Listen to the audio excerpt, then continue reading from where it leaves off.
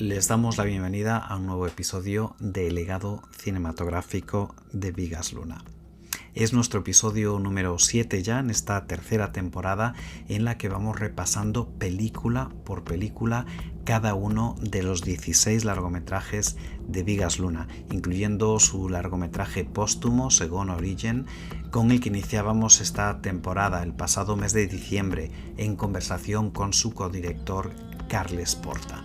Desde entonces hemos dedicado especiales cada 2 meses a las películas Didi Hollywood de 2010 y también Yo soy la Juani de 2006, en conversación con miembros de su equipo de producción y también con especialistas del mundo académico de temas relacionados con estas películas, como es el caso de la moda en el cine, feminismos, literatura catalana, dependiendo de la película. Hemos tenido también la oportunidad de hablar con las actrices Giovanna Zacarías en relación a su papel en Didi Hollywood y también con Laia Martí en relación a su papel de Vane en Yo soy la Juani. También hablamos con las comisarias de la exposición dedicada a Yo soy la Juani, que sigue por cierto abierta en la Serrería Belga en el centro de Madrid hasta mediados del próximo mes de julio. En este caso lo hablamos con Vicky Calavia y con Betty Vigas. En el episodio de hoy, entrando ya en el verano, nos parece adecuado y además tocaba hablar de Son de Mar, una película que se estrenaba en un mes como el actual, en el mes de junio, pero en el año 2001. Evidentemente dirigida por Vigas Luna, basada en una novela de Manuel Vicent, que el mismo Vicent adaptó al cine en colaboración con Rafael Azcona.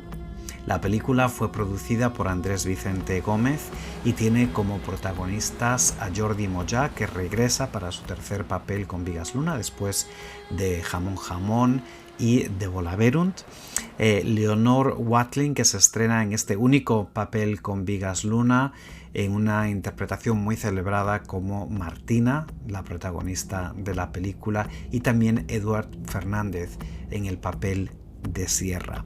Una película de 95 minutos de duración que se estrenaba, como decíamos, en el mes de junio del 2001, en concreto el día 8.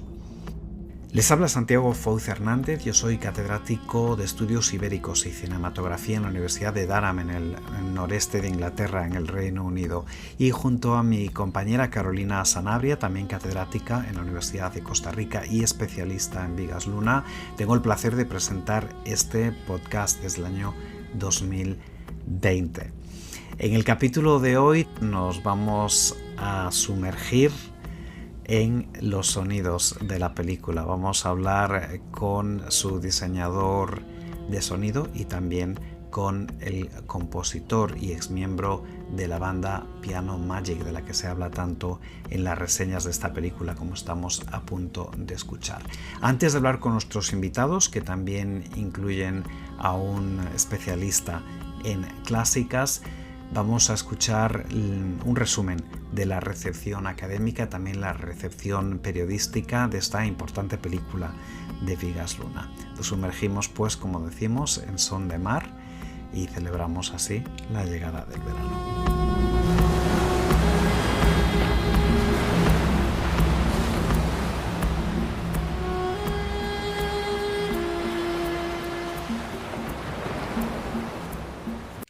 La Academia cuenta con escasas publicaciones hasta el momento, de las cuales tendríamos que hacer mención de la más reciente de Gonzalo Pavés en su libro Vigas Luna, el gran fabulador, publicado por Laertes en 2021, donde propone a su protagonista femenina como una suerte de Venus contemporánea con una naranja, el fruto típico de la costa levantina, donde se desarrolla la acción, mientras yace tendida sobre una cama, como si fuera una diosa de Tiziano. Martina encarna para Pavés un nuevo tipo de mujer, pues a diferencia de las sumisas iniciales de Vigas, dependientes del varón como Claudia, Lola o Silvia, esta no se va a sentir atraída por el hombre viril, racial y altanero. Es el otro, dice Pavés, el hombre enclenque, el prestidigitador aquel que llena el aire que respira con pompas de jabón, el que determina su destino. Además, a diferencia de aquellos otros personajes femeninos, Se trata de una mujer activa, con mayor control en sus decisiones. Por eso, para Pavés, Martina es una alegoría del país, de una España nueva que el director catalán vislumbra para el siglo XXI. Sigue siendo una mujer doblegada solo si ella sí lo quiere, por lo que puede decirse que Martina está más cerca de la Juani que, como se dijo, de sus precedentes. Evelyn Hafter, en su artículo publicado en la revista platense Olivar, lleva el título de Tras las huellas del guionista, la mirada de Rafael Azcona sobre Martina en Son de Mar. Se centra en el proceso de la adaptación de la novela homónima a partir de la figura de su prestigioso guionista Rafael Azcona. Hafter sostiene que Martina está dotada desde la novela de Manuel Vicent como una fuerza vital, pero destructiva para el protagonista a raíz de la intermediación de este guionista. Cito textual: la intervención de Azcona parecería situar a Martina en serie con aquellas otras mujeres de sus guiones previos, ofreciendo al espectador una versión crecidamente negativa y misógina de la compañera del profesor, que es Martina. Cierro comillas. La autora habla en ese sentido de la ascontización de Martina, donde se incluyen modificaciones al texto literario y ella particularmente, Hafter, se concentra en la secuencia final que la plantea como responsable de la muerte del protagonista, lo que permite apreciar, según ella, la visión fatalista de la mujer como sello de Azcona más que de Vigas-Luna. Otro artículo académico de una década después, del 2018, es el de Diane Bracco, Feliz como quien Ulises ha hecho un largo viaje, Son de Mar o la poética cinematográfica del desplazamiento, publicado en la antología Desplazamientos de la tradición clásica en las culturas hispánicas, que había tenido su respectivo congreso. Bracco reconoce aquí el influjo clásico de la Eneida y la Odisea desde el motivo del héroe trágico para unos esposos que están destinados a cumplirlo. Pero Martina no es como Dido, que se suicida, ni como Penélope, que espera tejiendo. Cuando regresa Ulises, él no intenta recuperar el hogar abandonado ni tampoco a su hijo Abel, de formación de Telémaco. Bracco también se acerca a la película desde las representaciones del movimiento y la inestabilidad asociadas con la isotopía marítima en conflicto con las imágenes de la inmovilidad, que más bien se asimilan a la inmutabilidad de la Tierra.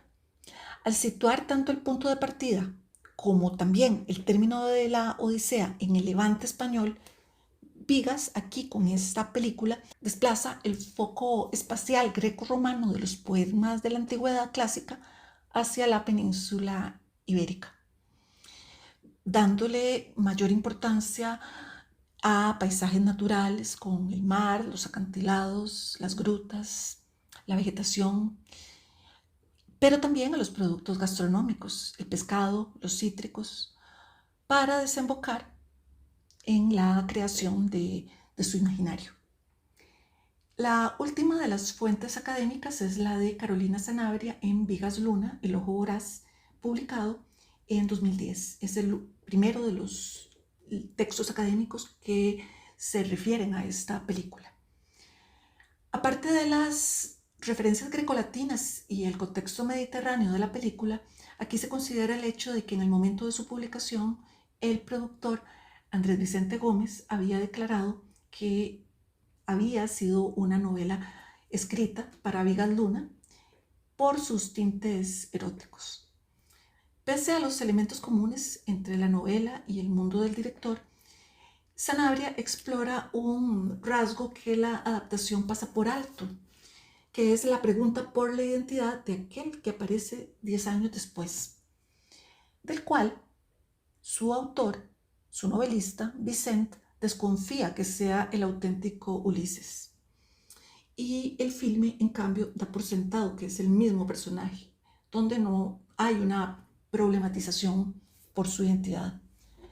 Y es que el tema de la identidad venía tratándose anteriormente en los inicios del mismo director de Vigas con Tatuaje, donde también el acontecimiento inicial había sido un cuerpo descubierto en la playa.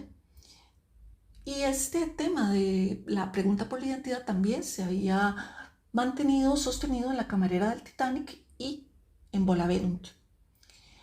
Al eliminar este componente, la película queda, en cambio, reducida a una auténtica historia de amor que cierra con el plano de ambos en la morgue mientras yacen y el, el escenario se convierte en el mar.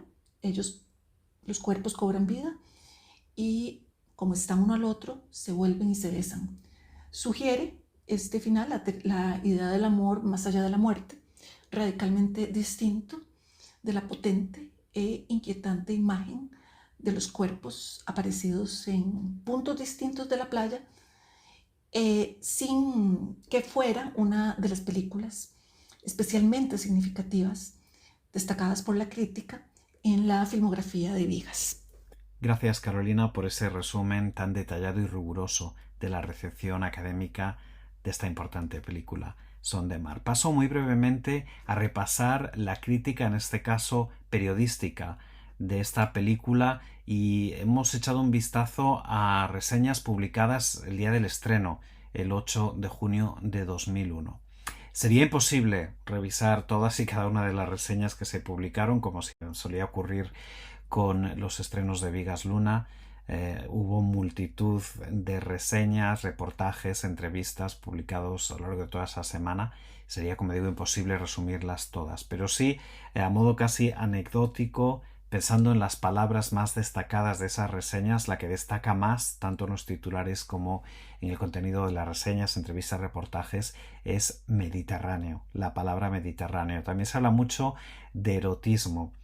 Se habla también de la dieta mediterránea y muchas de las reseñas hacen referencia a la música de Piano Magic, también al hecho de que es una adaptación de una novela de Manuel Vicent, y se habla mucho de la actuación de Leonor Watling en concreto en el papel de Martina, a la que se alaba. La verdad es que se deshacen en piropos la mayoría de las reseñas hacia la actriz, en este único papel que interpretó, por cierto, con Vigas Luna. Como ejemplo casi aleatorio, he escogido un reportaje que se publicó en la revista Metrópoli de Madrid, que se titula, y el título dice todo, Arde el Mediterráneo, y el subtítulo también es muy diciente. Vigas Luna convierte una novela de Manuel Vicent en un filme cálido, sensual y lleno de luz. Palabras, como digo, que destacan en muchas reseñas: la luz, lo sensual, la calidez y también la adaptación. Se refiere, por cierto, este reportaje a Vigas Luna como el cineasta mediterráneo por excelencia.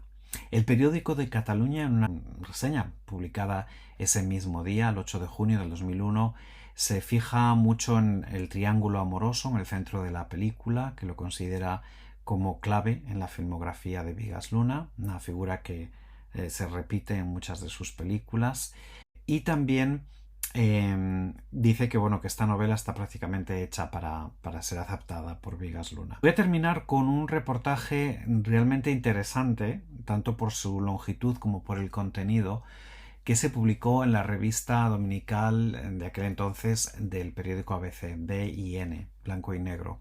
Un reportaje de José Luis Muñoz en el que habla largo y tendido y de forma muy útil con Vigas Luna. Hace un repaso en realidad a casi toda su filmografía hasta ese momento.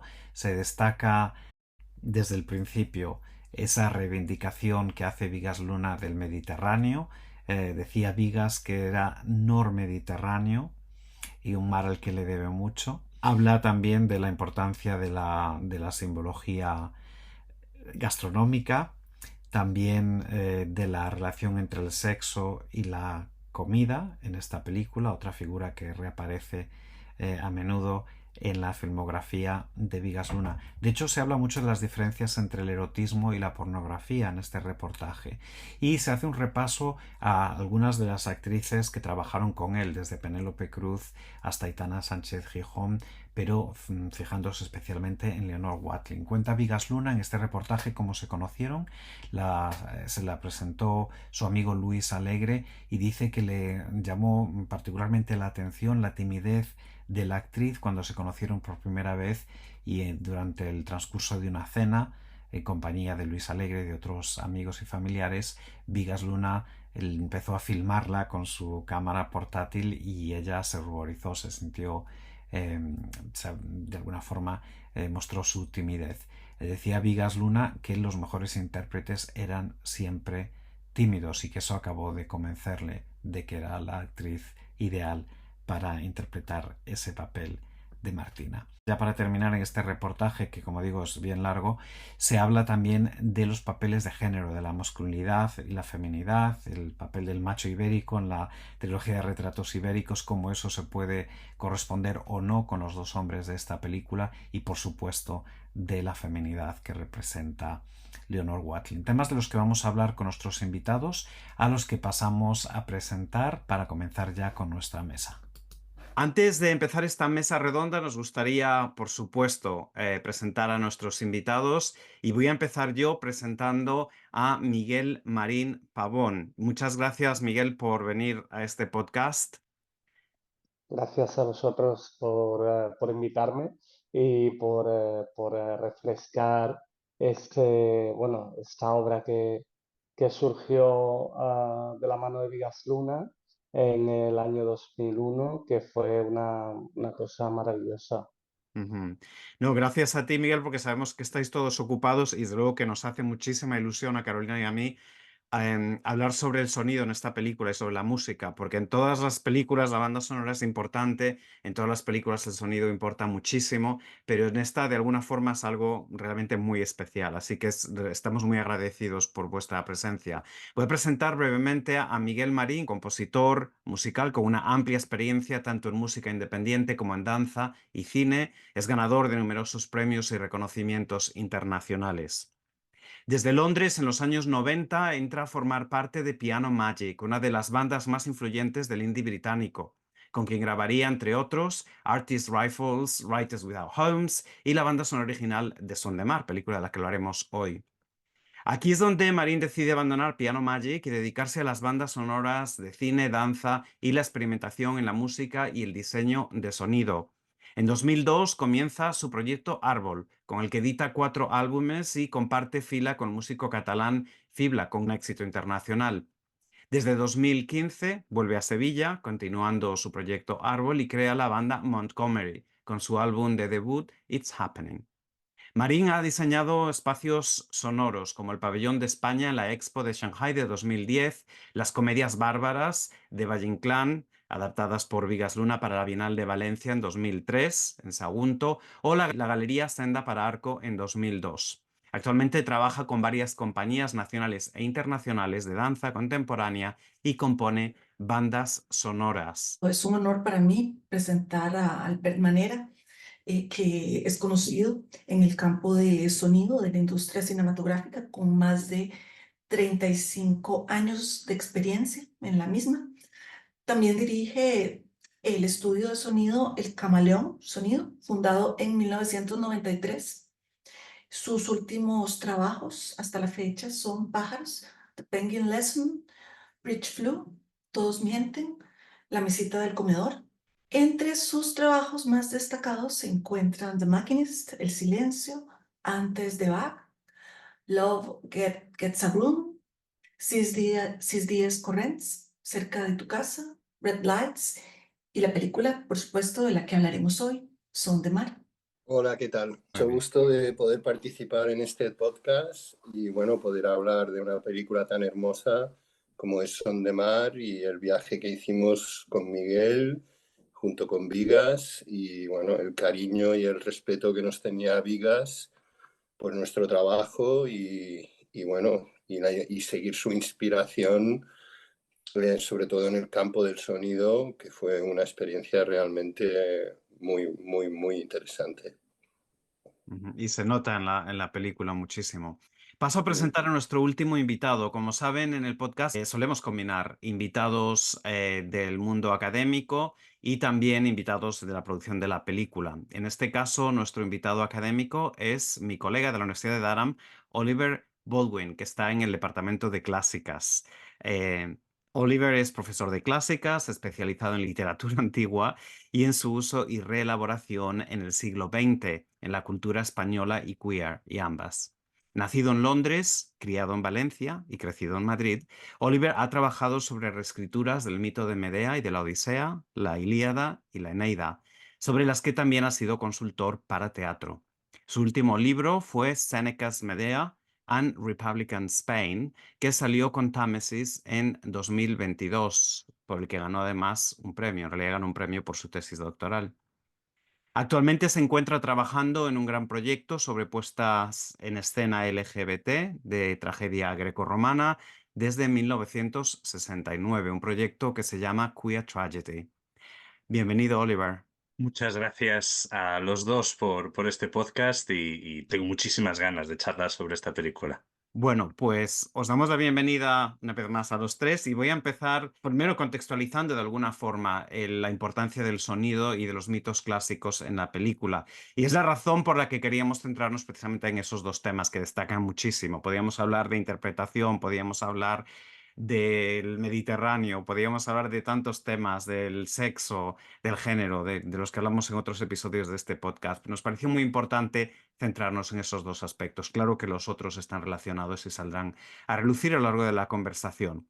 Pues uno de los objetivos de este podcast, además de hablar de Vigas Luna, es también familiarizarnos y ayudar a nuestros y a nuestras oyentes a familiarizarse con los trabajos, los distintos trabajos dentro de la industria del cine, que es bien compleja. No solo son los actores, el director o directora, sino que cada pieza de esa industria es fundamental. Y de hecho hemos aprendido muchísimo a lo largo de estos años, llevamos ya casi 4 años con este podcast, en conversación con guionistas, montadores, actores, cinematógrafos, directores de fotografía, maquillaje, vestuario, incluso otros directores de cine con los que hemos tenido también el placer de hablar. Pero nunca habíamos tenido entre nuestros invitados a compositores o diseñadores de sonido, y son aspectos realmente esenciales para la producción de una película. De hecho, la revista del British Film Institute aquí en Reino Unido se llama precisamente Sight and Sound, vista y sonido, ¿no?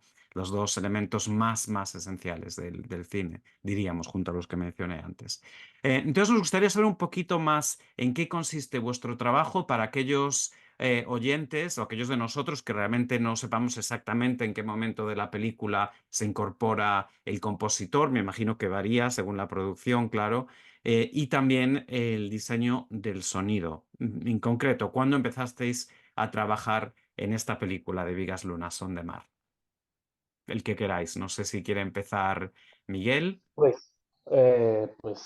Nosotros, yo recuerdo que el acercamiento con Vigas Luna fue muy, muy especial, muy peculiar, porque yo empecé a tocar con Piano Magic en Londres alrededor del 97-98, y entonces ya nosotros entramos a formar parte de la película con la banda sonora ya una vez que se había rodado la película y que estaban en un premontaje, ¿no? Entonces, yo recuerdo que Vigas entra en una tienda de música en Barcelona, de discos, y en ese momento está sonando Piano Magic en la tienda, y entonces Vigas, que compraba mucha música, consumía mucha música, era muy inquieto a nivel musical, bueno, a nivel todo, ¿no? Pero era muy, muy inquieto y le interesaba muchísimo el sonido, la música, ¿no? Entra en la tienda y se va para el chico que estaba en el mostrador y le pregunta que qué es lo que está sonando. Entonces el chico le dice que era Piano Magic, que en aquel momento Piano Magic estaba empezando ya como a tener mucho público o bastante público a nivel europeo, en Estados Unidos. Y entonces Vigas compra toda la discografía de Piano Magic y se vuelve a casa, y entonces él personalmente nos llama por teléfono en Londres. Entonces él dice, soy Vigas Luna, sin saber que en la banda había un español que era yo. Él habla en inglés todo el rato y dice, soy Vigas Luna y me gustaría hablar con algún responsable de Piano Magic porque me gustaría que hicierais la banda sonora. Claro, yo recuerdo que ese día estábamos todos en casa de Glenn, ¿no? Digamos, el líder, el fundador del grupo, y entonces Glenn coge el teléfono y lo tapa. Y dice, "It's Vegas Luna on the phone". Y nosotros, ¿qué? Claro, yo conocía ya películas de Vigas Luna, ¿no? Y ellos también. Entonces, claro, para ellos era un poco como, el cine de Vigas Luna era como muy ibérico, ¿no? Muy español, muy carnal, muy... Entonces, poner a Piano Magic en una película de Vigas Luna era como wow, ¿no? Estamos hablando de que ya en aquella época nosotros teníamos a dos vegetarianos en el grupo, Vigas Luna usa mucho el jamón, el animal, todo esto, ¿no? Muy carnal. Entonces, claro, ellos estaban como... eh, y bueno, y de repente pues empezamos ya la conversación con él y Glenn dice, by the way, there's a Spanish guy in the band. O sea, dice, hay un español en el grupo, espera que te pongo con él, ¿no? Y entonces ya me pongo yo, hablamos con él y tal, y ya hubo como muy buen feeling, ¿no? Y entonces empezamos a mandarle cosas. Primero un viaje a Barcelona, que éramos Glenn y yo, y entonces ya nos conocimos, hubo mucha química, y a partir de ahí empezamos a grabar cosas que era muy anecdótico porque en esa época nosotros no trabajábamos con ordenadores para hacer música, era todo analógico, ¿no? Sí que teníamos algunas máquinas, pero nosotros empezamos a grabar cassettes, las convertíamos en el CD y se lo enviábamos a Vigas. Y entonces, de momento teníamos una copia de la película mucho más larga de lo que iba a ser, que era un premontaje, y empezamos a grabar ideas viendo la película en un monitor que teníamos en una tele. Empezamos a grabar en el local de ensayo ideas y a enviárselas. Y ya más tarde pues nos metimos en un estudio y grabamos la banda sonora. Una banda sonora que es inseparable de esa película. O sea, cuando uno piensa en Son de Mar, escucha Son de Mar, ¿no? Es imposible separarla. Y me pregunto, o nos preguntamos también, al ver si nos puedes hablar un poquito del diseño de sonido, que tal vez venga un poquito más tarde. Sí, sí, sí. Bueno, el diseño de sonido en este caso, bueno, Vigas tenía una pasión, yo incluso diría una obsesión con el diseño de sonido y con el sonido en general. Yo tuve la suerte de estar en la película desde el rodaje, porque también la rodé. Hice la captación del sonido directo, entonces viajé con él durante mucho tiempo y ya desde el rodaje estábamos continuamente diseñando el sonido de la película, ¿no? Recuerdo muy especialmente la obsesión que tenía por el mar, o sea, el sonido del mar, ¿no? Bueno, yo llegué a pasarlo mal con eso, porque realmente él estaba absolutamente obsesionado en siempre acompañar las voces en off o las narraciones de Ulises, de Jordi Moya, con un fondo de mar, y eso era realmente complicado en esa época, porque no teníamos los medios que tenemos ahora, ¿no? Entonces, recuerdo muy especialmente esa obsesión suya por querer realzar y querer utilizar el mar siempre, incluso para enlazar secuencias de puente, de acompañamiento a voz, tenerlo siempre presente, ¿no? Y eso se habló ya desde rodaje, ¿no? También el tratamiento del viento, del silbido del viento, de los pasos de Martina, eso era otra obsesión suya. O sea, todo los elementos sonoros a flor de piel, ¿no? Por decirlo de alguna manera, por utilizar esta expresión que necesitaba la película y que él quería plasmar en la película, ¿no? Eso fue muy interesante. Un día mismo traerá a ambos la ruina. A donde quiera me precedas, los dos iremos, caminantes dispuestos a hacer juntos el viaje sin retorno. Muchas gracias. Luego hablaremos un poquito en qué momentos se incorporan también. Me imagino que no todos serían sonido directo, sino que habría parte de ingeniería y también muchos que se añaden después, ¿no? Tal vez podemos... No, por supuesto, pues no, prácticamente en rodajes solo grabamos los diálogos y sí que es verdad que hay vientos en el barco, en el son de mar, que se grabaron en el barco, que hizo parar el barco, valga la redundancia, parar el motor del barco y quedarnos en medio de las costas de Denia a la deriva, porque estaba obsesionado en querer grabar el silbido de los mástiles y todo el ruido de los mástiles encima del son de mar. Y hizo pararlo todo. Y tuve que ir con una microfonía especial para poder grabar en estéreo MS todo ese viento y sacarle el máximo de partido a eso. Eso sí que ocurrió. Yo recuerdo una obsesión de Vigas con el sonido, ¿no? Llegaba hasta tal punto que recuerdo que grabamos una parte de la banda sonora, digamos un colchón, un momento, que creo que es cuando Martina está, una de las veces que Martina está en la cama, y entonces que él se ha marchado, creo, recordar. Y bueno, y esto lo grabamos en un multipista, como una demo, para enviársela a él, a ver qué opinaba. Y lo grabamos en un multipista, en una cassette, y se lo enviamos y le gustó mucho, ¿no? Y entonces esa grabación tenía un poco de ruido, un poco de el típico de la cassette, ¿no? Y más tarde nos vamos al estudio, un estudio de grabación no recuerdo dónde era, en el norte de Inglaterra, con un productor, el productor de Can Dance, de Cocteau Twins, Bismuth Coil, o sea, un super estudio, Pro Tools, y lo grabamos bien allí. Y ahora le enviamos la banda sonora.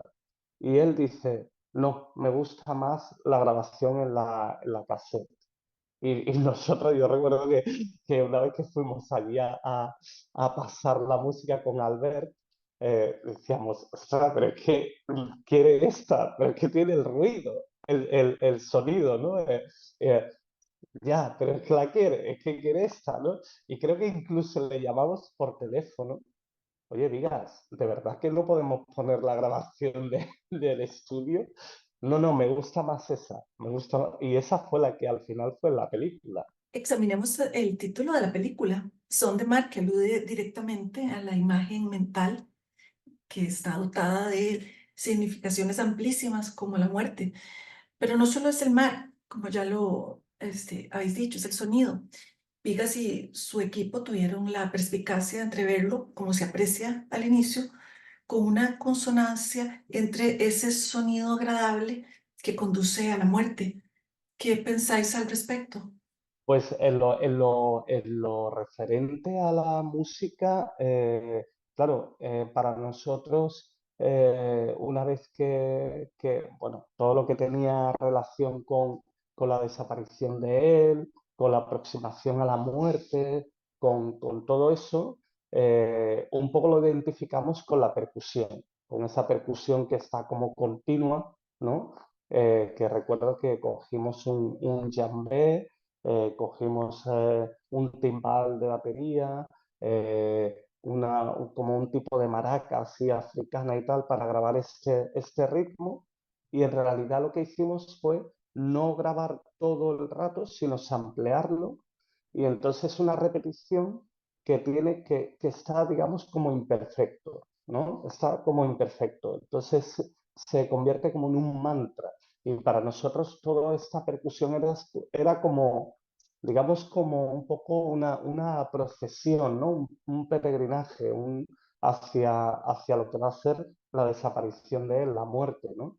Y la identificamos un poco a la hora de hacer la banda sonora con la percusión, con esa percusión, ese tipo de el mar de fondo, que lo tenemos de fondo, también tenemos un pequeño, como una pequeña voz femenina que se repite continuamente y tenemos también la viola, ¿no? La viola de James que tocaba con nosotros con Piano Magic, que grabó una viola preciosa, ¿no? Y que para nosotros se identificaba mucho con lo que al final acababa siendo el final de todo este romance, ¿no? Con lo que respecta al sonido del mar, es curioso porque, claro, también esta cosa calidoscópica que ha hablado Marín es también uno de los elementos que buscaba Vigas cuando creábamos ese fondo marino, ¿no? Incluso recuerdo que de las grabaciones que hicimos en el mar, en alta mar, muchas veces probamos incluso de poner el mar al revés y juntarlo con la grabación normal, es decir, sumarlo para tener ese efecto calidoscópico que de alguna manera también tiene la película, ¿no? Que tiene ese efecto de redonda, ¿no? Que vuelves a un mismo sitio, ¿no? Entonces eso era una, una exigencia de Vigas de alguna manera en todo lo que creábamos respecto al sonido, ¿no? Por eso también coincide con lo que dice Miguel de la música, ¿no? Qué interesante, porque esa significación del sonido también está manifiesta justo ahí, al inicio. Además, con la cámara semisumergida en las aguas mientras se capta el movimiento del agua que despierta una sensación áptica, primero de placer, luego de horror, pasa del placer al horror, en el bañista que descubre el cuerpo de Ulises. Y uno como espectador llega a sentirse envuelto, igual que ese bañista anónimo, a partir de la conmoción entre la textura del agua y los matices sonoros. Bueno, es un poco esta manera de sumergir al espectador, ¿no? Y esa manera que tienen Vigas en sus películas, ¿no? De intentar acercar o sacar todo el sentimiento en el espectador con el sonido, o sea, con un aspecto realista de las cosas, ¿no? O sea, porque, bueno, un claro ejemplo, por ejemplo, lo tenemos cuando Martina ve la barca destrozada de Ulises y piensa que ha quedado ahogado. Allí hay todo un viaje sonoro de tormenta, mar, que otro director lo hubiera, dijéramos, llenado de música y de música de esta, que bueno, con los cánones para, bueno, pues para llevar al espectador a un viaje con la música, y en cambio Vigas utiliza todos los elementos naturales como tormenta, mar, truenos, para llegar a este viaje hasta el tanatorio, que entonces sí saca a relucir la banda sonora de Miguel con la narración de fondo de Ulises, que es un momento realmente mágico, ¿no? Entonces, para Vigas era muy importante acercar con el sonido al espectador e intentar viajar con el espectador y viajar con unos sentimientos de la película, ¿no? Y no acudir no me atrevo a decirlo así, pero bueno, sí, al efecto fácil de la música que tiene unos cánones para ser triste, contento, ¿no? Él usaba pues cosas de la naturaleza propia, ¿no? Y lo quería expresar así en su película, ¿no? Sí, yo recuerdo que además me sorprendió mucho, ¿no? Porque muy al principio, hablando con él, recuerdo que me decía, lo que no quiero es un piano, ¿no? Lo que no quiero es sonido de piano, no quiero un piano, ¿no? Entonces, yo creo que él era como, o sea, realmente si le ofrecías algo, tenías que darle el porqué. ¿no? Entonces, yo creo que nosotros intentamos un poco como proporcionar la parte tierra, la parte contundente, la parte un poco que digamos era Ulises, y la parte femenina de Martina era la parte más mar, agua, aire, ¿no? Mar en calma, que eran sonidos más como una música muy bonita que hay de arpa y viola. Ese tipo de cosas era lo que realmente quería Vigas, ¿no? Vigas quería el porqué de por qué le estás dando esto y esto, ¿no? Y no quería realmente, o sea, quería como rebuscar ahí, ¿no? Rebuscar y lo que dice Albert. Yo recuerdo cuando fuimos a mezclar la música con el sonido, tú tenías como no sé cuántas pistas de mar en el Pro Tools. O sea, recuerdo que era una, otra, no sé cuántos mares diferentes, ¿no? Y ahora además llego yo con la música que también habíamos incluido mar, ¿no? Y era como, o sea, ¿cuál queda mejor? ¿No? Y ahora el día que él vino a verlo, que era como, bueno, pues ahora vamos a mostrarle esto a Vigas, ¿no? A ver qué tal. Y aún era capaz de decirte, bueno, aquí falta un poco de mar, ¿no? Por aquí. Era- Sí, sí, sí. Sí, mar por todas partes. Y pasamos a la otra parte del título, que es el son, el sonido, claramente, pero son es noticia, fama, aceptación de algo.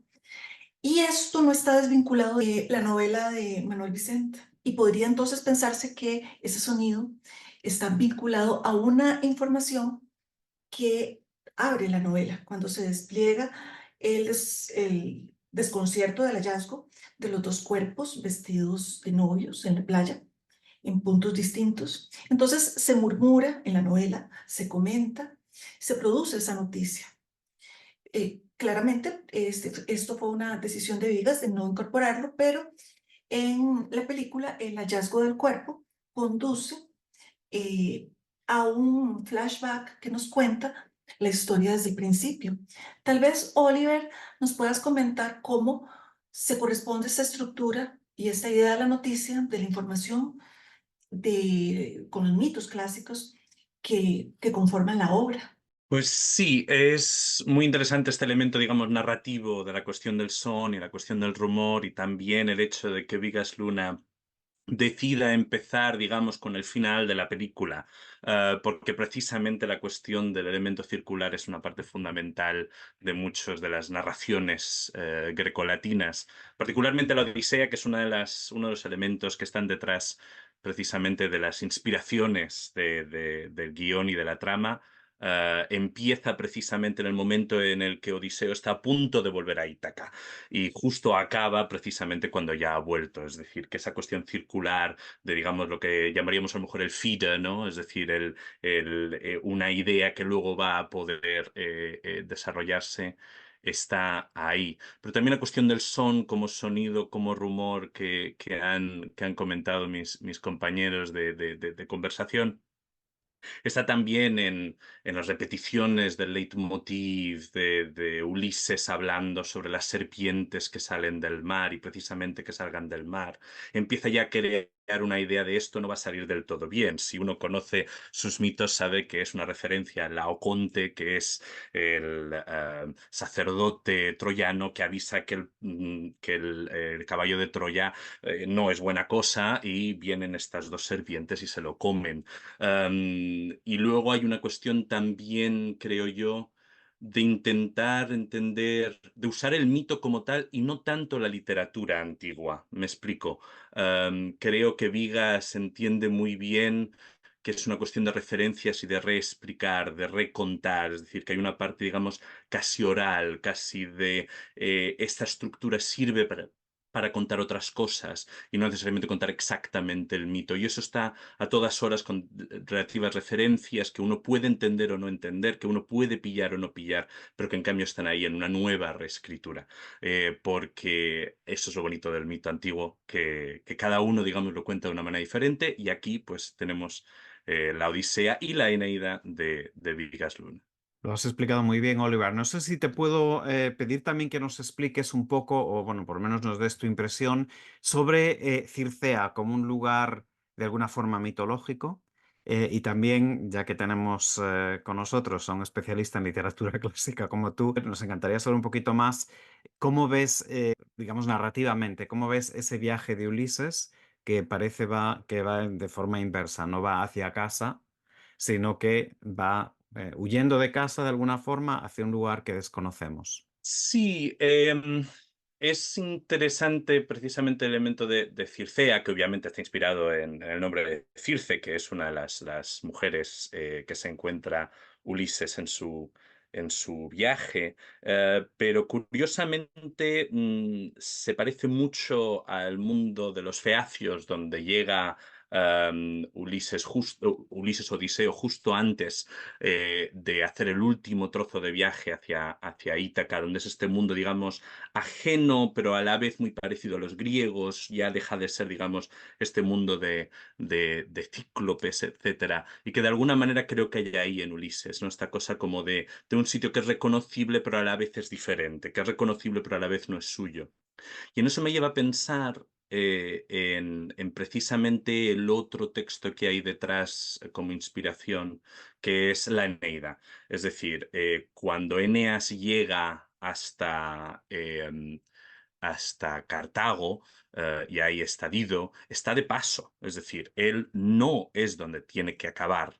Él tiene que acabar en Roma, fundando Roma, y por lo tanto llega ahí y de repente encuentra un sitio que es casi como casa. Es decir, él tiene como diferentes momentos de duda, pensando, bueno, aquí yo podría ser un rey y podría ser feliz después de que mi casa haya sido destrozada en Troya. Y por lo tanto, creo que hay esos elementos de el Circea como un lugar que es parecido a los Feacios, como un lugar de paso, justo el último paso por a lo mejor poder llegar a casa, pero también la Cartago de Dido, que es un lugar como que podría ser casa, pero no puede serlo, pero a la vez, en ciertas cosas de Martina hay elementos como de Penélope, hay elementos como de intentar crear un hogar, intentar crear una casa. Entonces, está, pero no está, está de camino, se encuentra, no se encuentra, está cómodo con lo que encuentra, pero no está cómodo con lo que encuentra. Todas esas cuestiones son fundamentales para tanto el personaje de Odiseo en la Odisea como el personaje de la Eneida, de Eneas en la Eneida, y el personaje de Ulises aquí. Así que Vigas Luna se ha leído sus Odiseas y sus Eneidas sin duda. Gracias, Oliver. ¿Qué invitado más ideal, si me dejas añadir? Porque para ti tiene que ser muy interesante como un especialista en literatura clásica y su adaptación al siglo XX, y me imagino que XXI también. Este texto tiene que, bueno, y se nota que tiene interés especial para ti. Sí, sí, sin duda. Sobre todo porque precisamente hace esta cosa que no es, digamos, adaptación, hace esta cosa como de imbuirse en las narraciones de estos mitos e intentar encontrar maneras en las que tiene ecos, no tiene ecos, en las que, digamos, las ha entendido, las ha absorbido y luego ha creado su propia cosa. Y eso es un elemento interesantísimo para poder pensar en la relevancia de los mitos, pero también más que una cuestión de relevancia de los mitos, en que al final, como toda literatura y como toda cultura, está en constante diálogo y por lo tanto es muy interesante ver, digamos, estas estructuras ahí sin ser directamente una no odisea según Vigas Luna. Y es que aparte de los mitos clásicos de la Odisea y la Eneida que mencionabas, y que es interesante porque eso revela el conocimiento de Vigas, que para mí es también es apasionante. ¿Qué nuevos símbolos podría decirse que se pueden encontrar en Son de Mar, Oliver? No sé si nuevos símbolos en el sentido de que si son nuevos no son, digamos, guiños necesariamente a lo antiguo, no sé si me explico. Es decir, hay una cuestión de reformación de nuevas perspectivas a lo mejor de los símbolos anteriores, pero están definitivamente ahí en todos los lugares. Está desde el momento en el que Ulises es introducido a Circea, curiosamente como si fuese a los feacios, es decir, no le invitan a comer, pero está comiendo. Es decir, que el primer momento es un paso muy interesante que esto que voy a explicar explica, para mí por lo menos, lo buen estudiante de clásicas que sería Vigas Luna, porque ha entendido los pasos de la recepción cuando llega un extraño. Me explico.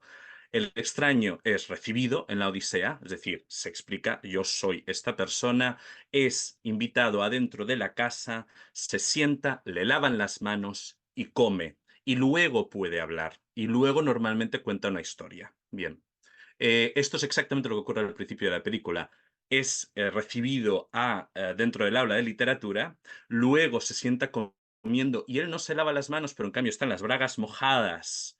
Es decir, que hay una cuestión de lavado, hay una cuestión de limpieza, hay no solo obviamente de erotismo. Y luego es cuando le sirven la paella, come la paella y en ese momento es cuando le explica a Martina qué es lo que está leyendo. Es decir, ese ejemplo es un gran ejemplo de él entender, que ha entendido las estructuras y las ha estado, digamos, reciclando para su propio trabajo. Pero luego está lleno. La propia Martina se convierte desde una Nausicaa, que es la princesa de los feacios, que es, digamos, la Lolita, si queremos llamarla así, de la Odisea, hasta en momentos una Calipso que intenta, digamos, absorberle y que no se vaya, incluso cuando sabe que se va a ir, hasta una Penélope como madre y esposa, también a lo mejor una Circe en el sentido de que tiene también dominio y que está incluso dominando sobre Ulises.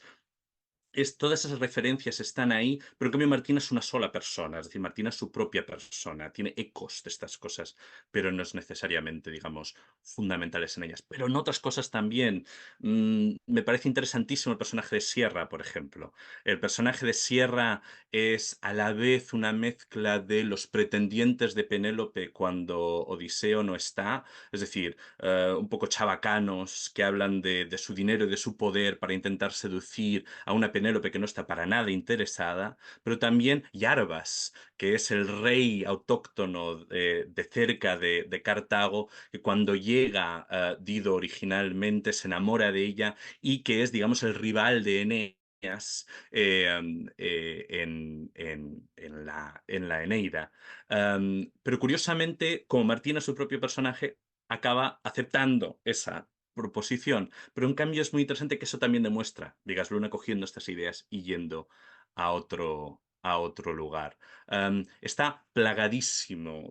Repito lo del Laoconte, esta idea de las serpientes, que parece para aquel que no sabe la historia del Laoconte como un momento, digamos, de cuerpos de serpientes, digamos, obviamente fálicas, que se mueven y que toman los cuerpos por amor, pero que en cambio aquel que sabe un poquito por dónde van los tiros sabe que esto es muy mala premonición y esa repetición constante y que ocurre incluso cuando Ulises ha muerto ya y están en el tanatorio, incluso en ese momento que debería ser el gran aviso de que eso no pinta bien, hasta ahí tienes ecos de esas narrativas y de esos mitos antiguos utilizados para la propia narrativa de Vigas Luna. Eso en relación con Martina, sobre todo, pensándolo. ¿Y qué podría decirse, qué características podrían decirse en relación con este nuevo Ulises? Por ejemplo, ¿cómo se distancia del original clásico? ¿Cómo se mantiene? ¿Cómo lo ves? Es complicado porque obviamente lo que hace Odiseo no es lo que hace Ulises, es decir, que obviamente las historias son diferentes y por lo tanto los personajes necesariamente tienen que ser diferentes. Pero obviamente igual que los ecos y las referencias y el buen estudio de Vigas Luna se ve en otros lugares, también se ven en Ulises. Se ven en Ulises en cuanto a esta cuestión de que Ulises de alguna manera está vagando, es decir, que Ulises no es del todo no está del todo seguro que quiere quedarse donde está, y eso es un elemento que ocurre en Ulises en otros lugares, pero a la vez es súper curioso, es decir, que no simplemente está, digamos, si tiene la cabeza baja y tira hacia hacer su trabajo y ya vendrá otra cosa, sino que está atento a lo que ocurre, es decir, está atento a lo que encuentra. Y eso se ve en esa escena precisamente del principio con Martina, pero eso luego se ve, por ejemplo, en la escena de la mujer de rojo, es decir, él ya hay un momento donde se empieza a cansar y en vez de cansarse, digamos, deprimirse o cansarse y marcharse directamente, encuentra otro punto para interesarse, intentar seducir, intentar ganar, ¿no? Y eso también es un elemento muy de Ulises. Está el engaño, se ve poco, digamos, en la película, pero el momento del naufragio seguramente es uno de ellos, o es el gran momento del engaño, es el gran urdidor de la literatura antigua. Los romanos le llaman todo tipo de cosas muy horribles precisamente porque es el listillo que engaña a todo el mundo. Pero luego hay también elementos, yo creo, de Eneas, hay este elemento otra vez de lo de estar de paso, de lo de incluso dejarse querer. Creo que ambos tienen algo, es decir, Ulises tiene algo de ambos, tanto Odiseo como Eneas, en el sentido de que en muchos casos se dejan querer. Se llaman grandes seductores, pero en realidad en muchos casos son las mujeres las que van detrás de ellos y ellos simplemente se dejan querer. Y esto yo creo que también es un elemento fundamental dentro del Ulises de Vigas Luna.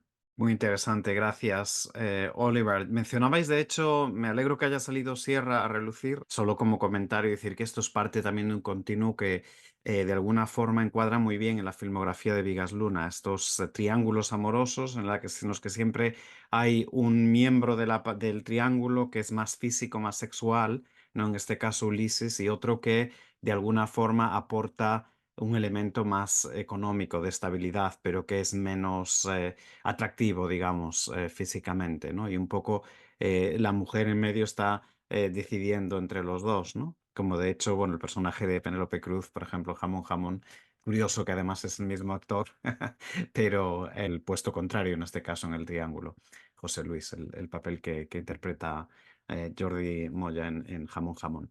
Quería hablar otra vez del sonido, porque de alguna forma me parece fascinante que Oliver nos está hablando de todos los mitos, todas las capas que hay detrás de esta historia, y es una historia que evidentemente tiene más capas, porque como hemos dicho es una adaptación de una novela de Manuel Vicent y luego un guión de Azcona, y también lo que tiene Vigas para mí como director de muchísimo mérito en este y otras películas que también pueden ser adaptaciones, en muchos casos de sus propias historias, pero es un poco cómo adaptar todo este mundo al mundo visual y sonoro del cine, ¿no?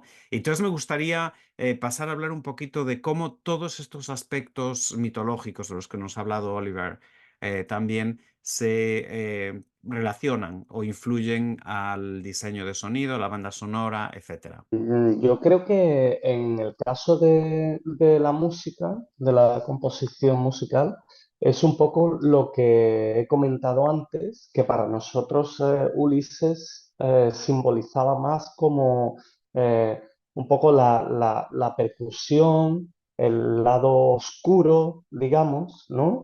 Eh, el grave, la música más grave, la tierra, ¿no? Sin embargo, Martina simbolizaba más como la cuerda, aire, ¿no? A nivel musical, cosas más melódicas, ¿no? Y así fue como un poco basamos la música, ¿no? Hasta el punto de, mm, hay momentos donde, el momento donde desaparece Ulises, el naufragio, la música contiene como esta pequeña, este pequeño sonido, bueno, es como un sample de una voz femenina que para nosotros era como, digamos, un recordar de ella, ¿no? Un susurro de ella, ¿no? A ese naufragio es un poco como el recordatorio de que ella está allí, ¿no? No sabemos qué le ha pasado a él aún,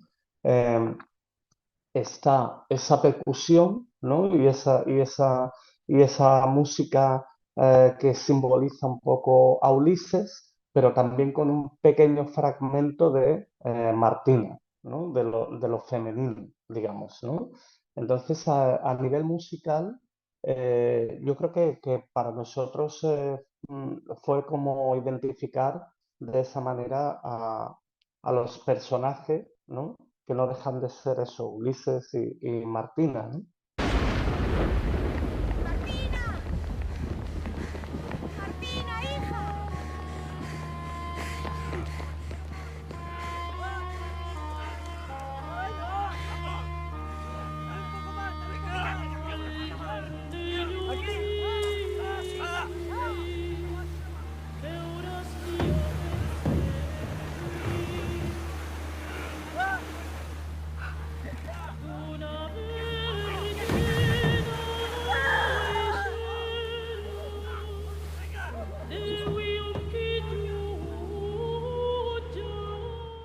Albert. Sí, bueno, yo creo que, bueno, creo un inciso solo, decir que si Vigas oyera lo que acaba de decir Oliver, se emocionaría mucho, porque realmente lo ha pillado. O sea, a Vigas le encantaba todo este mundo, o sea, estaría muy emocionado, pero bueno, es un inciso. Y respecto a la pregunta que me has hecho, bueno, en el caso de Martina, Vigas insistía mucho en el aspecto carnal, respiraciones, siempre las respiraciones están muy a flor de piel, muy presentes cuando hay las escenas de sexo.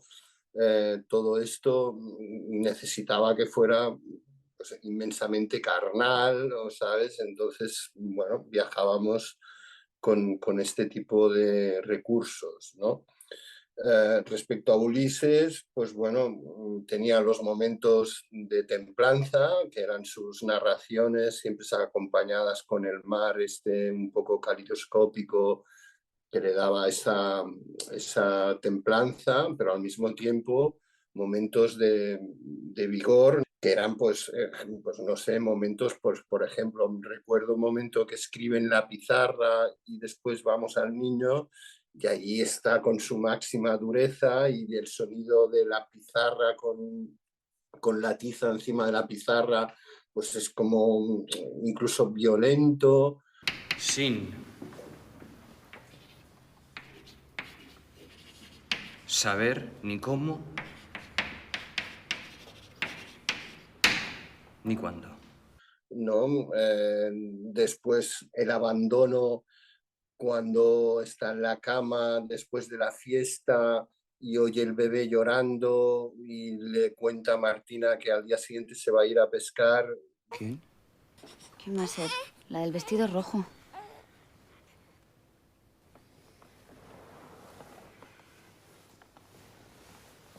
Duérmete. Mañana saldré temprano a pescar. Y allí pues abandona y utilizamos el bebé como, bueno, pues como música para explicar que, bueno, está totalmente pues vencido por la situación. Y curiosamente con Sierra, que hemos hablado poco de él, pues era más un personaje que quería utilizar músicas diegéticas. El claro ejemplo es La Fiesta, que todos son músicas muy de la época. Alejandro Sanz, un tío más simple, más bueno, pues bueno, una persona como que lo único que le interesa en la vida es hacerse rico. Curiosamente hay también la anécdota de una escena donde se encuentra con Martina en el exterior de su oficina, que Vigas allí insistió mucho en que de fondo pusiéramos obras. Y está todo el rato, pues, martillos, pa, pa, pa, pa, pa, y oyendo obras, ¿sabes? Y era un poco la idea que él quería de ese personaje, ¿no? Un poco chabacano y, pues bueno, lo que es en la película, ¿no? Martina. Hola. Martina, ¿qué haces tú por aquí? Pues nada, que tengo una gotera en casa desde hace 3 semanas. He llamado 40 veces, pero sigo esperando. ¿Y por qué no me has llamado a mí? El personaje como ibérico, ¿no, Albert? Un poco como, ¿no? Sí, sí, totalmente. El ibérico que además estoy de acuerdo contigo en que si el Vigas hubiera oído cómo ha expuesto Oliver toda la historia, bueno, es que es totalmente llevado a la vida, a la cultura mediterránea, ¿sabes? ¿No? O sea, todo este organigrama es como muy mediterráneo, ¿no? Muy de una vida totalmente de siglo XX, siglo XXI mediterránea, ¿no? Todos estos personajes son Sin duda lo es, eh, sí. el Sierra, Martina, Ulises, el padre de Martina, o sea, todo esto, ¿no? El padre de Martina cuando dice, ojo con mi hija, ¿no? Este rollo tan, tan. Cuando ella dice que ya lleva no sé cuántos meses embarazada, que ya no puede abortar, es decir, que ya está hecho, que no, es decir, que ella también entiende los códigos mediterráneos, sobre todo los códigos valencianos. Es una película muy valenciana, pero eso, digamos, a lo mejor son otros temas. Pero cogiendo con el sonido, yo quería traer una idea que a mí me parecía muy interesante, que es que otra vez Vigas ha entendido muy bien la Odisea, que es el elemento de las sirenas. Las sirenas están. Lo que pasa es que hay que verlas. Y donde están es precisamente en esa repetición de las serpientes del Laoconte, que lo interesante aquí es que las sirenas le prometen a Odiseo no sexo y desenfreno, que a lo mejor es una parte de lo que a él le interesaría, pero conocimiento. Es decir, que la parte, digamos, erótica y la parte, digamos, atractiva es la parte del conocimiento. Y curiosamente, los cantos de sirena vienen de Ulises, que es el profesor, que le está leyendo literatura antigua, es decir, que el que trae el conocimiento. Y es el conocimiento lo que es el punto atractivo para Martina, donde incluso muchas veces acaba teniendo orgasmos, mientras que estas líneas son recitadas por Ulises. Y a la vez hay esta cosa del mar también que de alguna manera distorsiona precisamente esos placeres, es decir, que el mar, las líneas de las serpientes y también el orgasmo está todo como fundido de esas maneras que al final trabaja en todos estos elementos también narrativos, es decir, un trabajo francamente interesantísimo por vuestra parte también. Y es que a colación de lo que justamente estáis diciendo, viendo la película, uno tiene la impresión de que el sonido del mar se complementa con esa cadencia de la enunciación constante, de la lectura de los versos de la Odisea. Eh, y asumo que este logrado efecto fue cultivado a propósito. No sé si querríais referiros a esto. Bueno, yo explicar un poco lo que ya he contado un poco antes, ¿no? Era desde el principio del proyecto, Vigas insistió mucho en eso y hizo que producción pusiera todos los medios necesarios para que pudiéramos captar el sonido del mar de diferentes maneras, en diferentes lugares y en diferentes momentos, para luego en el estudio trabajarlo y trabajarlo mucho también con Ricard Casals, que era el mezclador de la película. Y bueno, y como ha explicado también Miguel, pues luego fusionarlo con la música, ¿no? Y volviendo al tema de la fuente literaria original, toda adaptación conlleva un proceso de adiciones y supresiones, y obviamente tratándose de una novela, las supresiones son inevitables. La película claramente está centrada en Martina y en esa carnalidad a la que habéis aludido, a costa, eso sí, del desarrollo y ambigüedad del personaje de Ulises.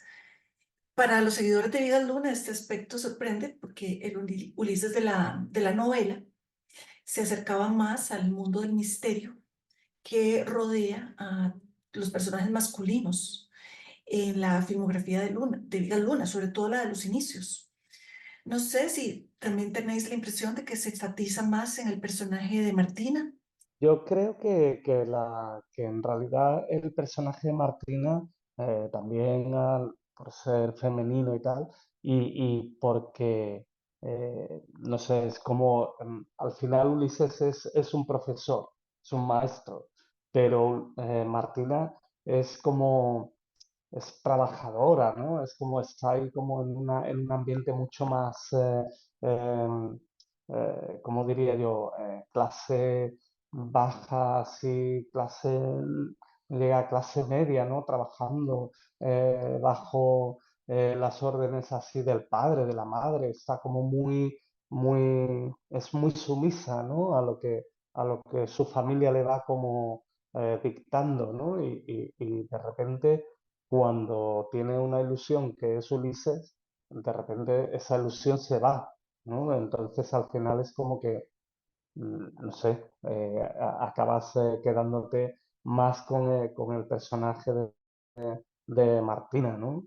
Por lo menos yo recuerdo que para nosotros, a nosotros nos inspiraba bastante más el personaje de Martina, ¿no? A la hora de hacer la música, ¿no?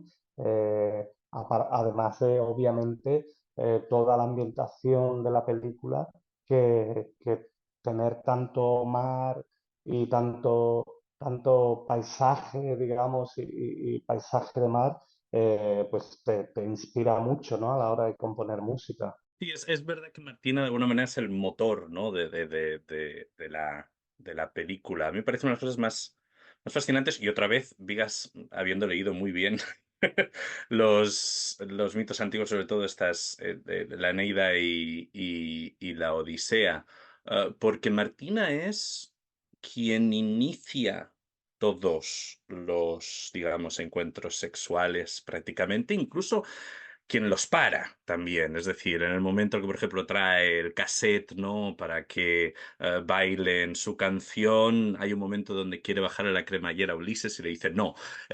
Y eso de alguna manera demuestra que todas estas referencias, sobre todo la Odisea, que tiene Martina dentro de su composición, todas también son bastante activas. Es decir, Nausicaa encuentra a un asustado y desnudo Odiseo que es muy vulnerable y es ella la que te invita a venir a su casa, es ella la que se planta, es decir, ella no se asusta, todo el resto de sus amigas se asustan y se van, pero ella está ahí mirando este cuerpo desnudo de este hombre que acaba de ser traído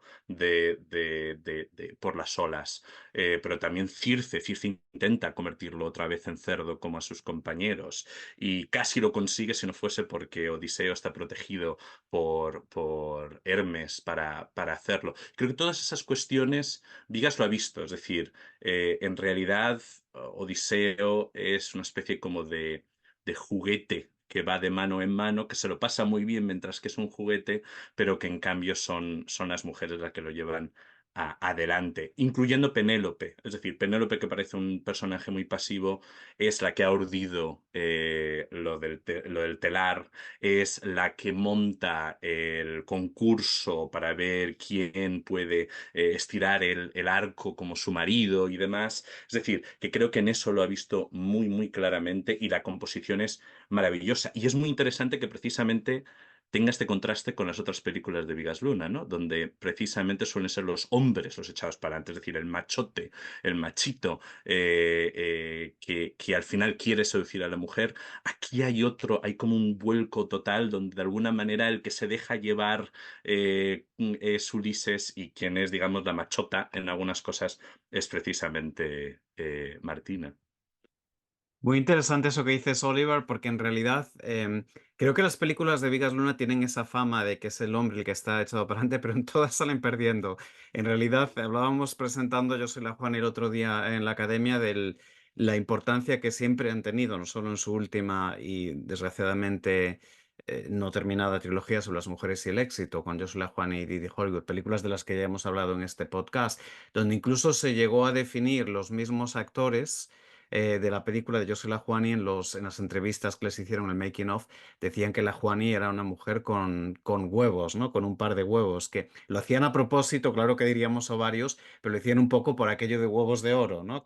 Pero recordad que en esa película cómo acaba el personaje de Benito, que por cierto, antes habéis comentado la obra, me pareció fascinante cómo el sonido entra en juego en esa definición del personaje, en este caso de Sierra, interpretado, por cierto, de forma excepcional por Eduard Fernández, pero además que lo conecta con Benito en Huevos de Oro, ¿no? Que era también constructor. Entonces, todo ese continuo que hay de personajes en toda la filmografía de Bigas Luna, esa marca Bigas Luna, que nos interesa mucho en este podcast, que se llama El legado cinematográfico de Bigas Luna, está ahí, pero de forma sorprendente. Es el sonido, lo importante que es, ¿no? Ese sonido de la construcción que me pareció realmente muy interesante, ese interés que tenía Vigas en tener la obra ahí, es una forma también de conectar a Sierra, que su nombre también en sí es muy interesante, de conectarlo con Benito en Huevos de Oro, ¿no? Y de alguna forma los dos acaban abandonados, ¿no? Por sus, y acaban mal. Pero sí, queríamos, hablando de esto, porque una de las preguntas que habíamos pensado Carolina y yo precisamente era cómo se construyen los personajes a través de la música, pero de alguna forma ya habéis cubierto este punto. Sí queríamos decir, hemos hablado ahora de Eduard Fernández, pero no hace falta decirlo, pero Jordi Moya y Leonor Watling están realmente espectaculares en esta película. Leonor, que estaba justo a punto de pasar a rodar Hable con ella, la oscarizada película de Pedro Almodóvar. Pero bueno, volviendo al tema de los personajes y ese continuo de personajes, como especialistas en Vigas Luna nos gusta mucho establecer este tipo de conexiones, ¿no? Hablamos de Martina y sus posibles conexiones con otras personajes, con otras mujeres. Mencionamos ahora de paso a la Juani y Didi, de las que ya hemos hablado en el podcast, pero tenemos también antecedentes como María en Bilbao o Claudia en Huevos de Oro. La hablabais también del Mediterráneo antes, ¿no? Y la importancia de esa mitología también que inspiró la trilogía de retratos ibéricos, que mucha gente no lo sabe, pero hay toda una mitología detrás de ello. Y de hecho, un proyecto de ópera incluso, la que hablaba mucho Vigas Luna en su día. En fin, quería comentaros un poquito qué pensáis de ese continuo, pero centrarnos ahora en las mujeres. Mencionamos María en Bilbao, Claudia en Huevos de Oro, Silvia en Jamón Jamón o incluso la Juani.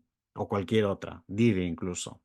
Bueno, no, básicamente el personaje de Martina es curioso como Leonor, la actriz, hace una evolución que coincide en el paralelismo que ha explicado Oliver de, bueno, un principio una mujer sumisa y bueno, ahí en su mundo, en su bar y bajo las órdenes de su familia y cómo acaba pues empoderándose de todo y llevando la batuta de todo y tomando las decisiones por sí misma, ¿no?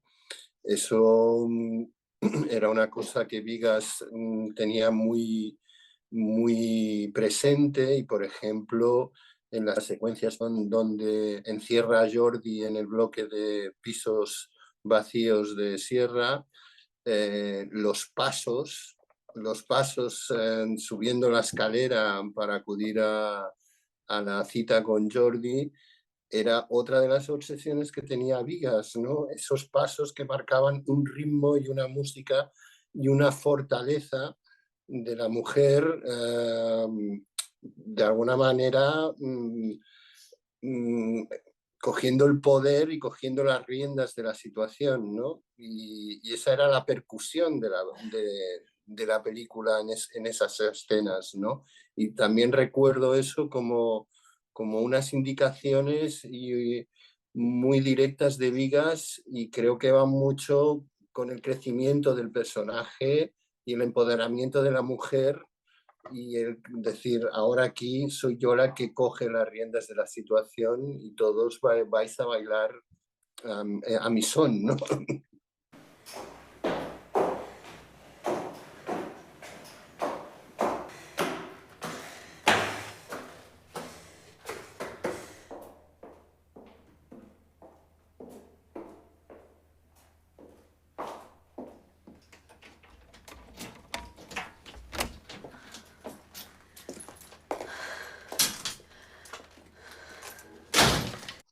Yo creo también, Albert, no sé si, vamos, estoy seguro que te acuerdas, los momentos donde ella está con la naranja, ¿no? El sonido y pelando la naranja y comiéndose la naranja, que suena realmente, o sea, eso es también como un momento de poder absoluto, ¿no? Porque podría haberlo hecho él en algún momento, pero sin embargo es ella la que viene con esta, ¿no? Con esto de la naranja, ¿no? Y aquello también era muy, como muy importante, ¿no? En la película a nivel sonido, a nivel símbolo, ¿no? Una cosa muy de Martina, ¿no? Lo de la naranja.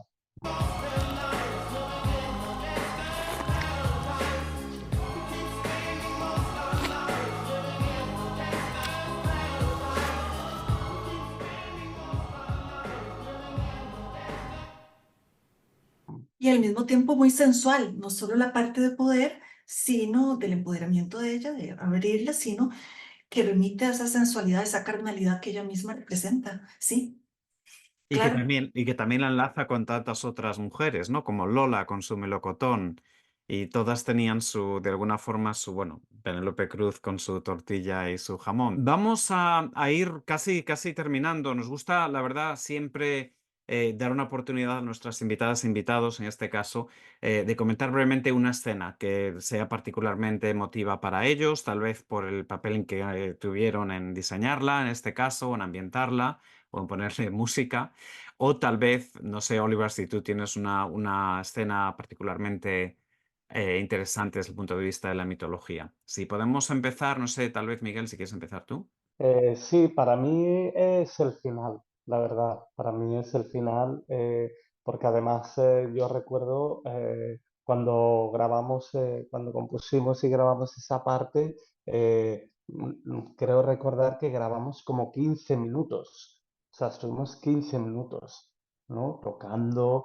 eh, y para mí es el final porque el final consigue como, digamos, resumir o consigue recuperar, ¿no? Todos los sonidos, o sea, el sonido del mar, la música, todo, ¿no? Y se acaba convirtiendo como en algo muy acuático. O sea, para mí el final se convierte en algo muy acuático, ¿no? Eh, creo bueno, que Albert hizo un trabajo brutal, ¿no? Y recuerdo cuando estuvimos juntos allí con el sonido y la música, haciendo la mezcla, bueno, que le echamos ahí tiempo y tal, y estábamos muy contentos, lo disfrutamos muchísimo, porque daba gusto escucharlo en el estudio, ¿no? Ese mar, cómo se va anteponiendo a la música, ¿no? Y la percusión suena casi acuática, ¿no? No está demasiado brillante, sino que va quedando como por debajo, pero hay como, ¿no? Y para mí el final es como la parte, a nivel música, la parte que más disfruto. Sí, es como, en realidad, equivale mucho como a haberla tocado en directo, como cuando estás tocando algo en directo, ¿no? Normalmente en una película nunca tienes la oportunidad de hacer una música tan larga o tener tiempo como para desarrollar una música durante tantos minutos, ¿no? Y en este caso, en el final, tenemos una buena pieza de música que da mucho tiempo para desarrollarla y que es como, ¿no? Ese tipo genera esta sensación de eh, ansiedad, angustia, pero tienes el agua. Para mí es el final, sí. ¡Ulises! ¡Está entrando agua!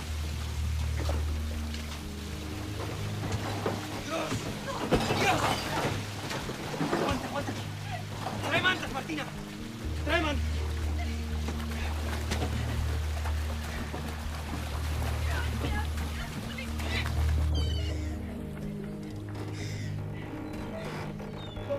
¡Ulises! ¡No puedo taparlo! ¡Ulises! ¡Vámonos! ¡No puedo, no! ¡No puedo pararlo! ¡Dios! ¡Matías, ven! ¡Ulises!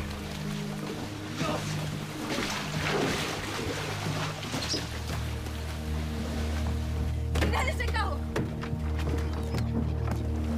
¡Dios!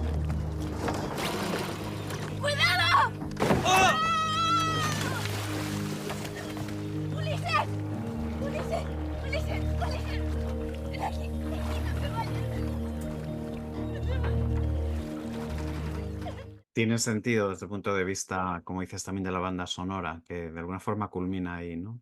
Muy buen ejemplo. No sé, Albert, si tú tienes, a lo mejor coincides en el final, a lo mejor tienes algo un poquito distinto que quieras destacar. Bueno, coincido totalmente, pero con que sabría, bueno, intuía que Miguel iba a escoger esa, he escogido otra. Y bueno, realmente a mí la que me emociona más, sobre todo por una línea de trabajo que Vigas siempre repetía como un mantra que decía, creo que nuestro trabajo es interesante cuando no se nota.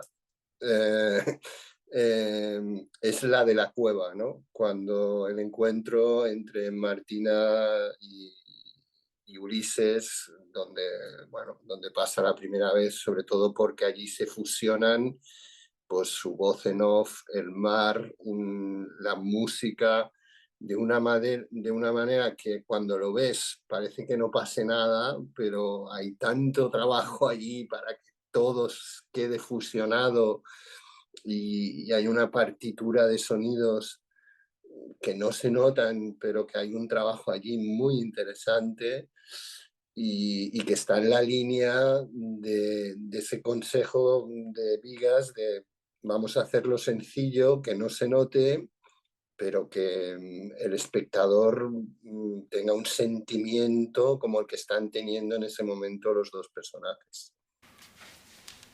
Mira.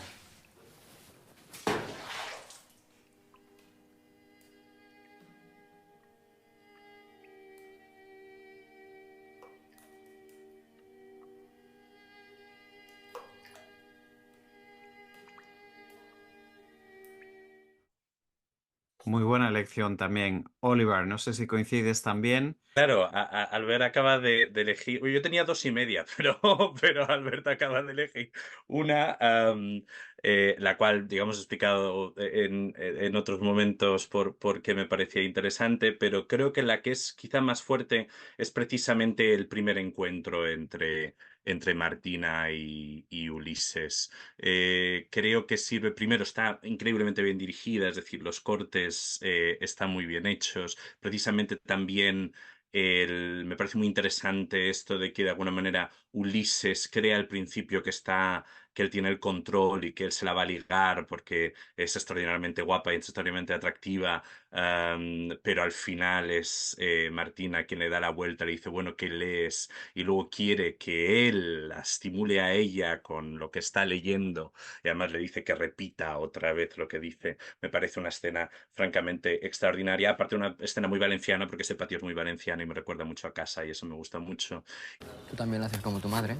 Pues no, pero hago unas patatas fritas buenísimas. A mí las patatas fritas me encantan. ¿Me las haces algún día? Yo no soy la cría de nadie. ¿Me traes un poco de limón?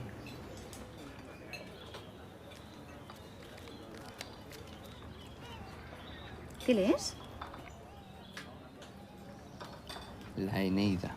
Y las bragas son maravillosas porque las bragas son higiene, las bragas son eróticas, pero las bragas también son una previsión, una especie de como de profecía del hecho de que al final van a acabar toda la ropa mojada. Es decir, esas bragas chorreando son también el final, ¿no? Y precisamente eso me enlaza con mi media, que era el final. El final es otro punto inteligentísimo de Vigas Luna. Cuando llega Odiseo a el inframundo, al Hades, y Tiresias le cuenta qué le va a ocurrir después de llegar a Ítaca. Y le dice que tendrá que irse muy lejos y tendrá que hacer otra aventura, pero que al final su muerte vendrá del mar. Y precisamente Ulises muere justo por entrar al mar. Me parece eso inteligentísimo, la verdad. Muy buenas elecciones, gracias a los tres. No sé si tal vez nos podríais comentar qué estáis preparando, qué planes tenéis en mente a futuro. Yo ahora mismo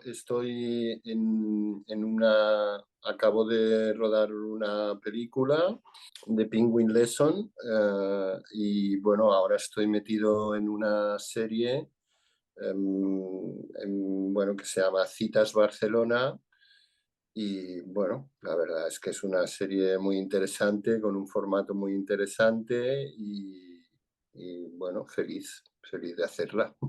Sí, sí.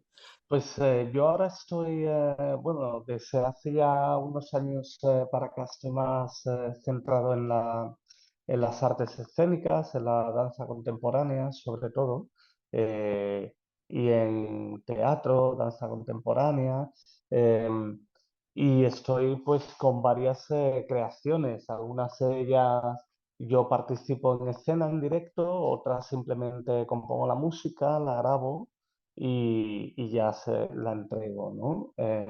Pues estoy trabajando mucho en Alemania, ahora he estado 7 semanas en Suiza trabajando allí en una producción, y estoy también trabajando mucho en Barcelona y en Andalucía, en Sevilla, y con varias creaciones para este año, que se estrenan este año y el año que viene. Oliver. Estoy con un proyecto que me da dolores de cabeza, pero también muchas alegrías, que es este proyecto enorme sobre puestas en escena LGBT de tragedia grecorromana, que es una historia performativa desde 1969, que es el año de Stonewall, es decir, es el año, digamos, que se entiende como de alguna manera el principio de la liberación gay y lésbica, que luego se convierte en queer, y son 65 puestas en escena hasta ahora, es decir, os podéis imaginar la cantidad de cosas que hay que ir por ellas, pero hay cosas extraordinarias como Medeas trans, Edipos lésbicos, hay vacantes gays, hay todo tipo de cosas maravillosas y fantásticas, que la verdad es que es un gran regalo del universo, o regalo del Mediterráneo, a lo mejor de alguna manera, en este caso muy bueno, que me ha dado el cosmos. Así que sí, podéis seguirlo más o menos en queertragedy.co.uk, que es la especie del .co.uk, es la versión británica del .es, y ahí podéis más o menos seguirlo, pero tened paciencia porque va muy lentito y muy poco. Éxitos también. A mí me ha encantado conoceros. Bueno, pues muchas gracias a los tres por haber aceptado la invitación. En este podcast siempre estamos muy agradecidos de la generosidad de toda la gente que ha trabajado con Vigas Luna y también de colegas en la profesión, en este caso de Carolina y mía, que es la academia, la universidad. Muchas gracias, Oliver, por dedicarnos tu tiempo. Cualquiera diría con un nombre como Oliver Baldwin que hables así, nadie se creerá que no eres español. Y realmente muchas gracias y un honor realmente teneros aquí a Miguel y Albert y lo rápido que habéis dicho que sí, como suelen hacer todas las invitadas e invitados, estamos realmente muy, muy agradecidos. Nos habéis dedicado mucho tiempo y como ha dicho antes Carolina, hemos aprendido muchísimo de esta película. Los dos hemos escrito sobre ella, yo estoy terminando un libro de Vigas Luna y esta película ya la tengo escrita, pero voy a tener que revisar algunas cosas y citaros porque realmente habéis añadido muchísimo a las lecturas que ya existen de esta película y que Carolina, de hecho, resumía al principio de este episodio. Gracias. No sé si quieres decir una última cosa para despediros o nada más. Adiós. Yo, Hasta la a próxima. mí me gustaría agradeceros el habernos reunido, porque, bueno, yo hacía mucho tiempo que no veía y hablaba con Albert, y sobre todo también por el tema central que es Vigas, bueno, para mí fue conocer a Vigas y trabajar con él tanto en Son de Mar como en La Juani, que también hice un par de colchones y tal, y más tarde ya en las comedias bárbaras y alguna videoinstalación y tal. Para mí, conocer a Vigas y tener la relación que tuve con él y haberme permitido conocer a otra gente como Albert y tal, bueno, para mí fue increíble, ¿no? Porque me cogió muy joven, con 20 y pico años, y para mí fue un descubrimiento total porque Vigas era una persona con un sentido de la creación y de la imaginación brutal y un sabio juntando a gente que al final acababa conectando y creando cosas como Son de Mar, ¿no? Entonces, nada, agradeceros a vosotros y a Betty por haberme contactado. Y me gustaría mandar un abrazo fuerte a todos y en especial a Albert, que la verdad es que me encantó el tiempo que pasamos juntos en Son de Mar. Para mí fue un descubrimiento y me lo pasé muy, muy bien con Albert y aún lo recuerdo. Así que nada, muchísimas gracias a todos, ¿eh? Y Albert, a ver si no pasa tanto tiempo y nos vemos antes, ¿vale? Albert. Bueno, sí, yo también, bueno, me he emocionado con Miguel porque realmente trabajamos muy a gusto y me ha gustado mucho verlo. También me ha encantado oír a Oliver y cómo ha hablado de todo el mundo Vigas y cómo ha conectado con Vigas. Ha sido muy emocionante. Y bueno, agradeceros a vosotros vuestro trabajo sobre Vigas, porque creo que fue una persona muy interesante y, como ha dicho Miguel, un creador realmente espléndido para todo, y que su legado quede perpetuado es muy interesante porque proyecta muchas cosas y creo que en cierta manera fue una persona un poco adelantada a su tiempo. Y bueno, agradeceros todo esto y muchas gracias por todo. A ti por venir, Oliver. Bueno, muchas gracias por haber organizado esto y por el podcast, que es francamente fascinante. Ya me he escuchado unos cuantos capítulos, he disfrutado mucho y me encanta ser parte de uno de ellos y sobre todo con dos contertulios como Miguel y Albert, que han sido extraordinarios. He aprendido muchísimo y gracias por la oportunidad de ver una película que sinceramente había caído por fuera del radar, como aquel que dice, pero que en cambio creo que a lo mejor es como el agente infiltrado que nos puede enseñar muchas cosas sobre Vigas Luna de una manera muy, muy interesante. Gracias a todos por haber estado aquí. Ha sido distinto porque esta vez nos hemos centrado en este otro componente muy, muy importante que es la música. Y aparte de eso, con un invitado de lujo como Oliver, pues, pues ya no se puede pedir nada más. Y muchas, muchas gracias a todos. Pues llegamos así al final de otro episodio de Legado Cinematográfico de Vigas Luna. Solo nos queda darles las gracias por su atención y su lealtad. La verdad es que este podcast no para de crecer. Esta última temporada está resultando la más exitosa. Sin duda, gracias a la generosidad, sabiduría y ganas de compartir conocimiento y de hablar con tanta pasión de Vigas Luna, de todos nuestros invitados e invitadas a lo largo de las 3 temporadas. Les recordamos que hay más de 50 episodios disponibles totalmente gratuitos en todas las plataformas de podcast, la que ustedes prefieran, Apple, Spotify, Amazon Music, incluso estamos ahora también en YouTube como podcast de audio.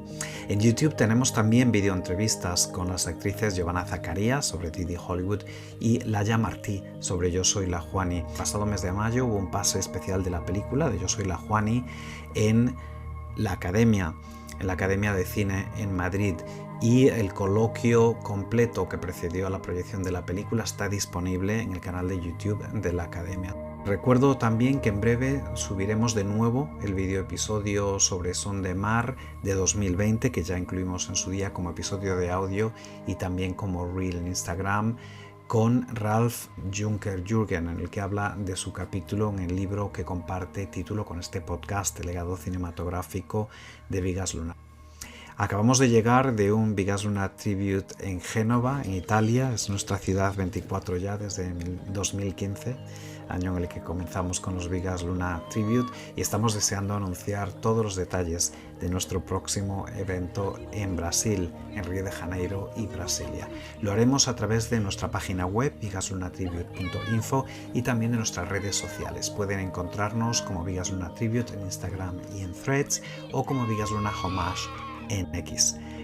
Les emplazo a nuestro próximo episodio, que esperamos publicar en el mes de agosto, sobre la siguiente película en orden cronológico inverso, Volaverunt, también con unos invitados e invitadas muy, muy especiales. La coordinación, edición y producción de este episodio han estado a cargo de quien les habla, Santiago Fouz Hernández.